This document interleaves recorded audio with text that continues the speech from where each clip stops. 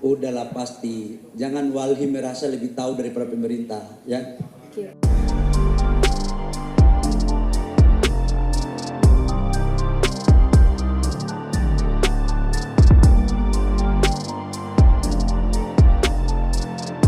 Udahlah pasti, jangan Walhi merasa lebih tahu daripada pemerintah, ya.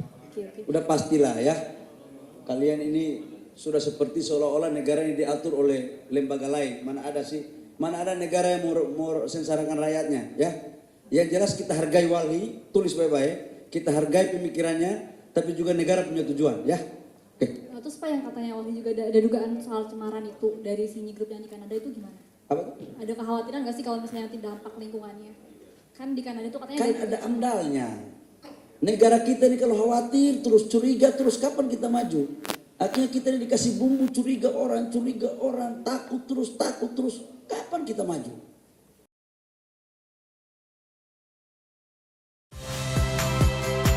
Saya Valentina Sitorus. Saksikan program-program Kompas TV melalui siaran digital, pay TV, dan media streaming lainnya. Kompas TV, independen, terpercaya.